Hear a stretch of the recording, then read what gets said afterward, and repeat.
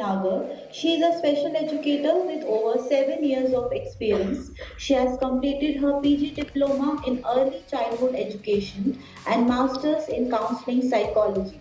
Today, Mrs. Rajni will talk on the role of a special educator in a school setup. Welcome, ma'am. Thank you for being attentive. I just want to understand. I've got the information that most of you are angels. How many of you are teachers? So, and how many of you would be from pre-primary or primary? Because what we are going to talk about is mostly, effective at the primary level. Because when we are talking about the interventions and management, it's most effective at the primary level. Middle school and secondary level are we don't really have to deal with classroom management issues with special needs children.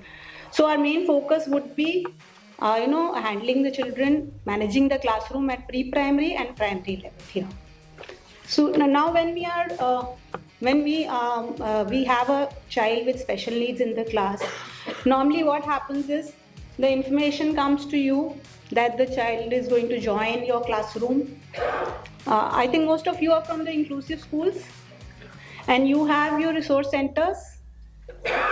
Yes. Do you have resource rooms or learning centers, and you have special educators and counselors in school?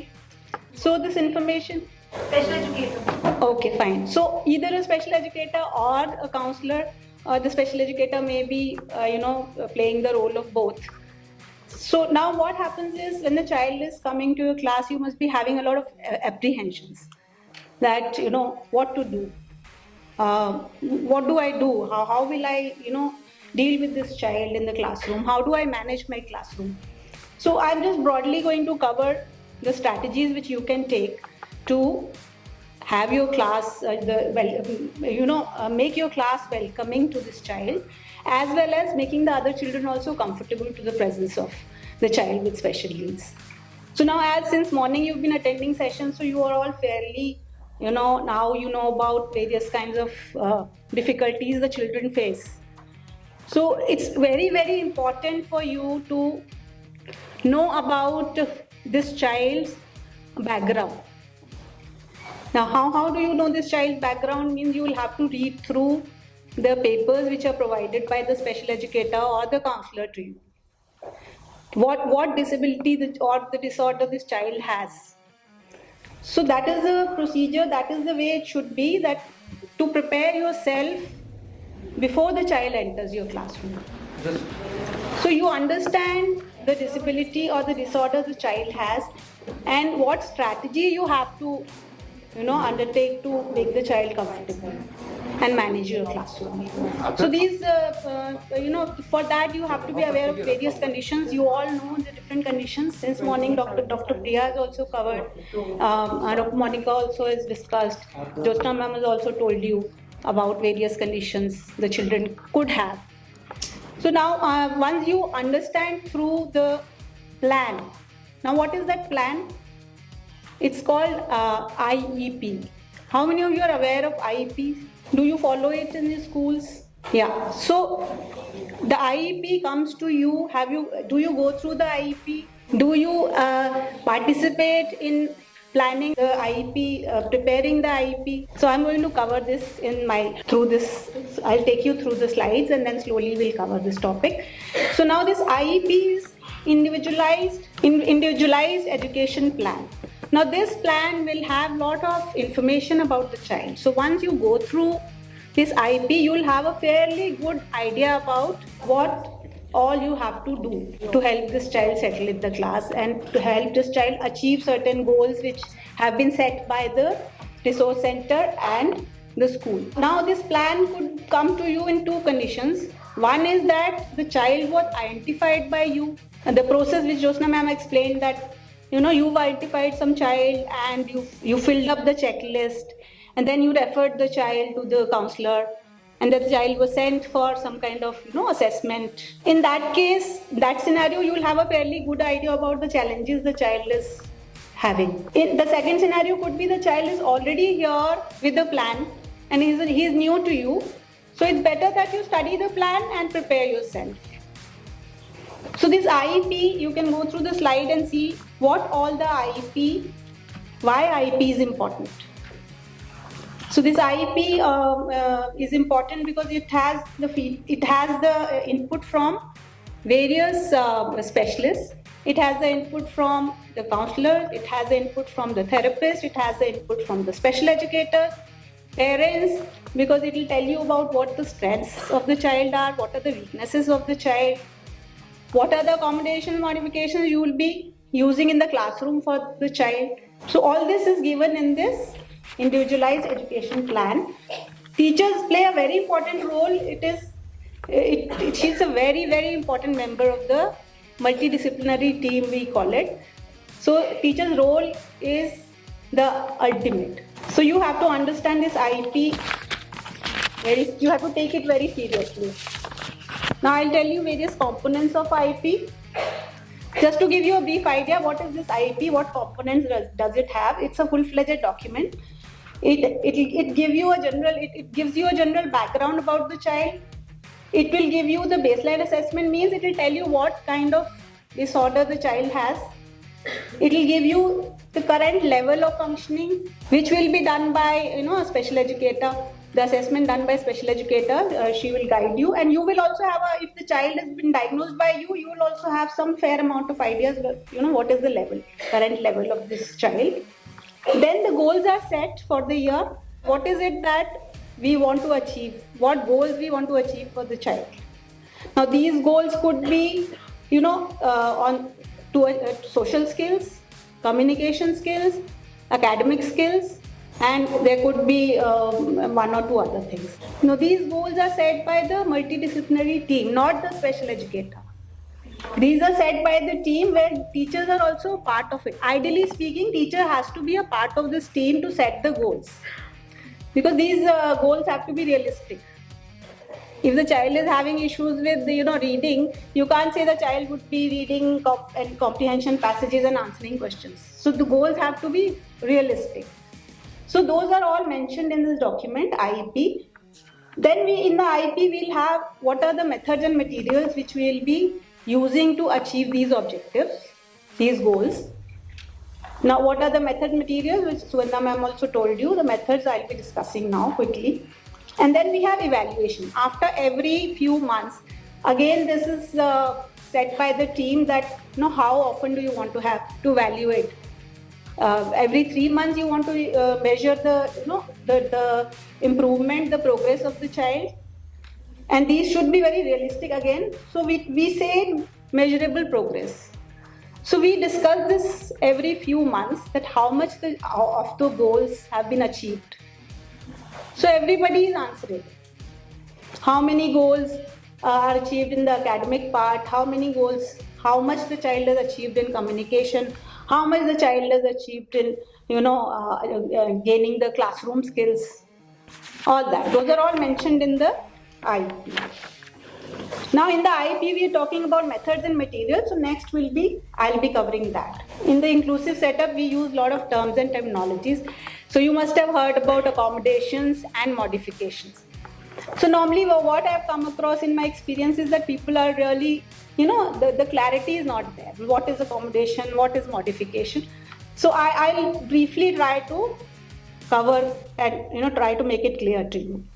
So we have, accommodation is something where we make changes in the classroom we make changes just to see how the child is going to learn in the classroom. Whereas modification broadly is something where we change what the child is going to learn.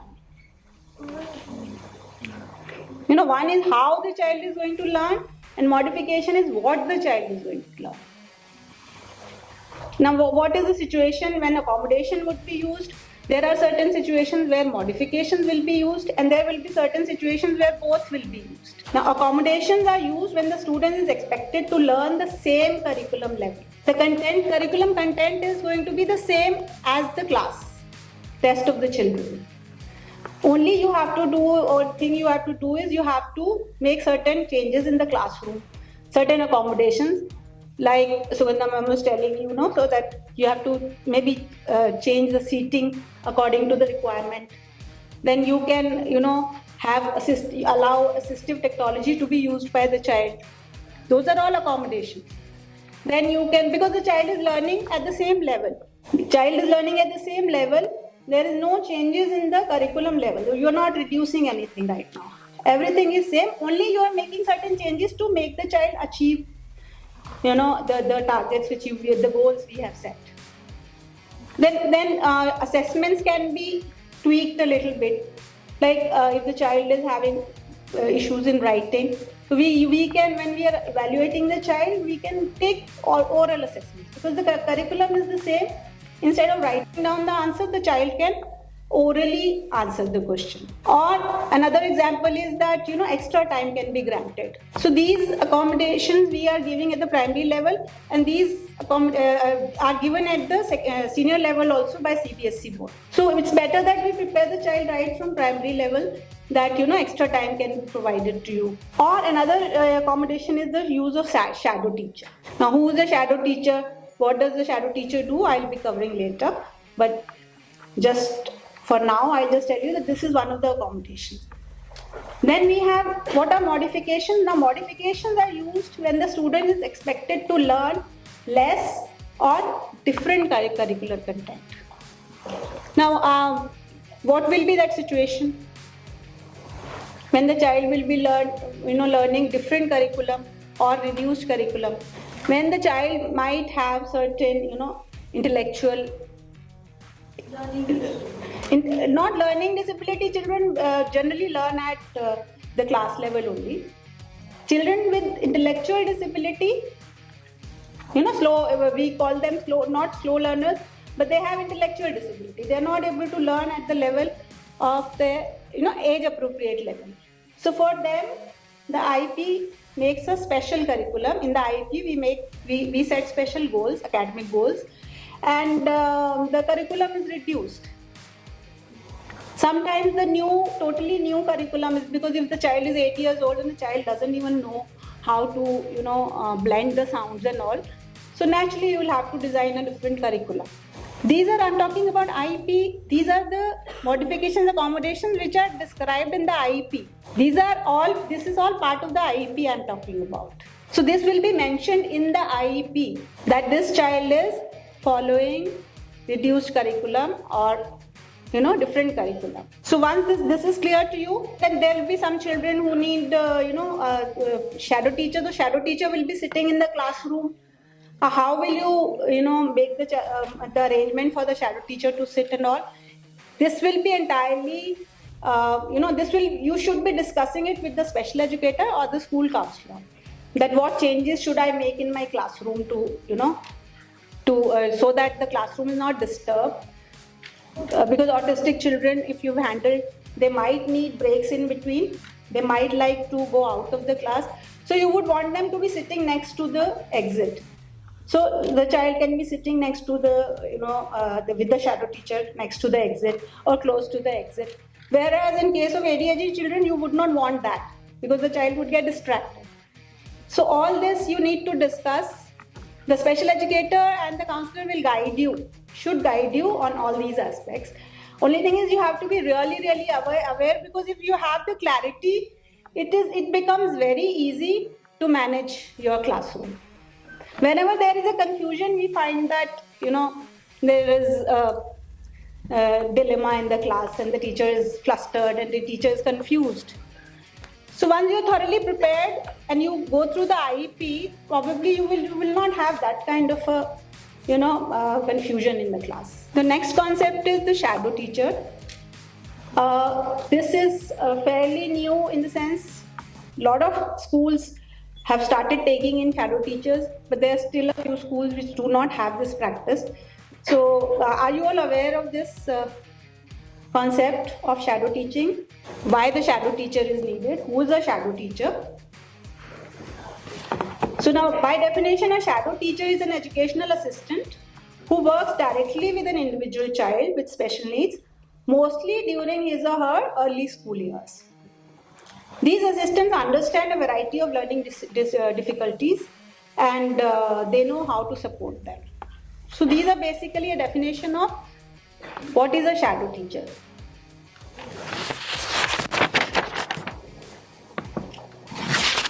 why do you need a shadow teacher in the class? So we need a shadow teacher for children who need physical assistance, physical support, educational support, and social support. So mostly children with having behavior issues, children who've got self-injurious kind of a behavior, where they can inflict injury to themselves or to others in those cases, or children who have who have academic gaps, and children who need, especially with autism, we've seen they have difficulty in social interaction. So to help them, because the teacher would not have that kind of a time to take this child around in the classroom. So we recommend shadow teachers, so that the shadow teacher can look after this aspect where she is managing that the child is able to mingle with the class, the child is able to communicate his or her needs, or the child bring the attention of the child back to the assignment. So all these things are done by the shadow teacher, and sometimes to fill the gaps also, academic gaps, so shadow teacher has to be that much qualified so that she is able to teach the missing, the fill the gaps which the child has. Then when is the, which I have already explained it to you, still I'll go through it again. When do you need a shadow teacher? You need a shadow teacher where she needs to help the child to stay focused. Shadow teacher is needed for behavioral needs, mostly in the cases of children who have attention issues or children with autism. Then for peer interaction, as I've already explained, since the child with autism need to learn social interaction, it is kind of forced on them. So the shadow teacher helps the child to interact with peers. Then dealing with changes in the environment, this is again very, very important. This happens quite often. You must have come across such situations where the child suddenly has a meltdown, or the child needs some breaks, or the child needs a corner. I had a child who liked to, when the teacher is writing on the blackboard, the child also wanted to write. So what did the teacher do? She put a separate small whiteboard on one corner and explained to everyone that this is for the children who need a break. She made it very generalized kind of a thing, so that it's not, it doesn't create any kind of, the children, when they are small, they really they need that explanation, that why is it that this child is getting all the attention and we are not getting. Like assistive tools, like ma'am was saying, that he'll get squeezy and all. So they would also want that, especially the smaller children. So it's entirely up to you to explain to the whole class that, why is it important for that child to have that and not others. So now the child needs to go to the corner.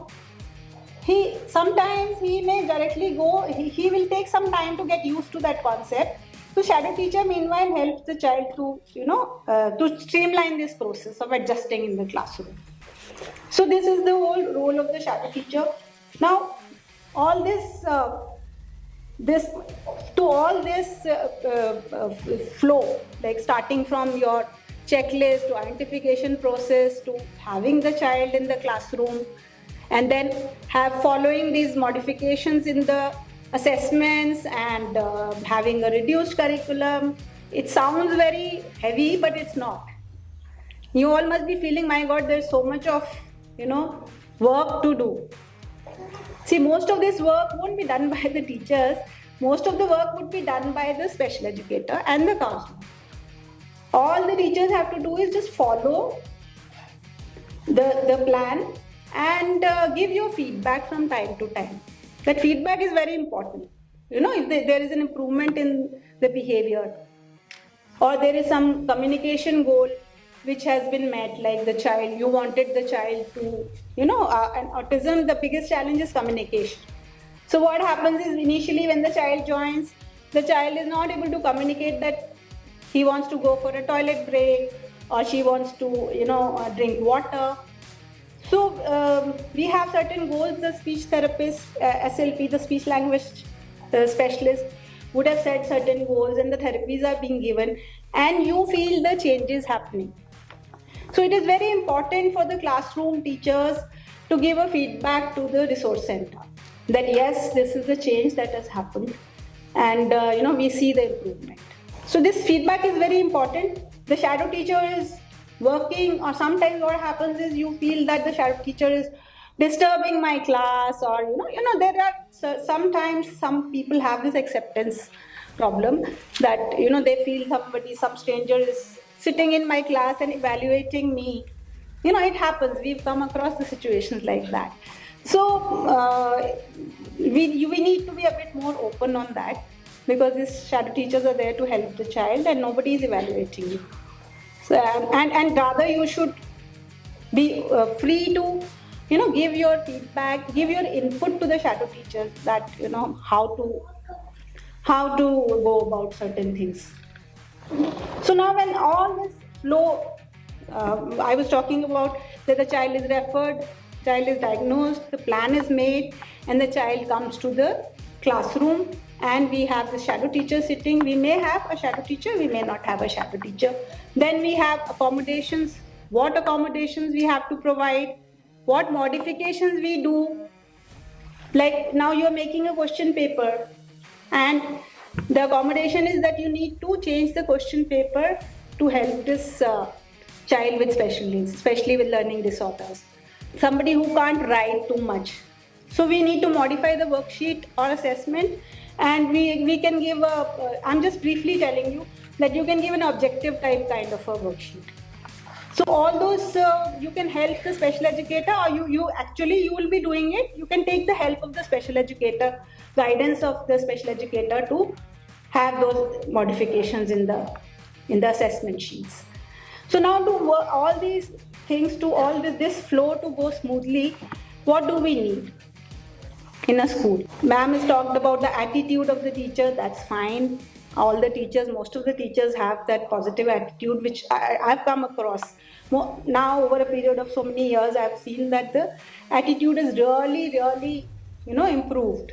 The teachers have become accepting.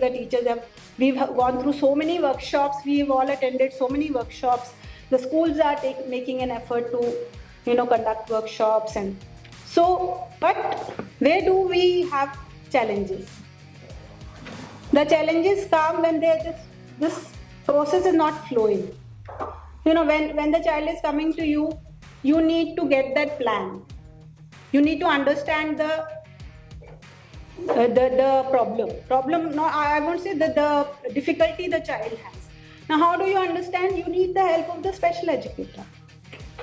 You need the help of the counselor.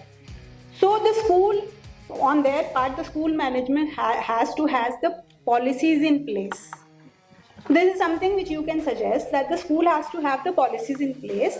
The teachers have to fill up a checklist to refer the child. The child can be referred, assessment is done, the child is diagnosed, joins your classroom.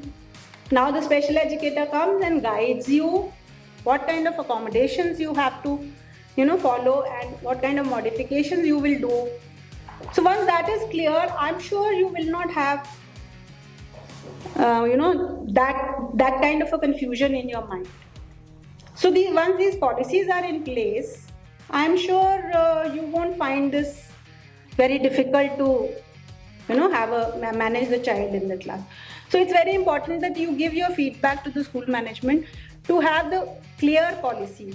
The guidelines have to be clear, because the modifications and the accommodations have to be documented.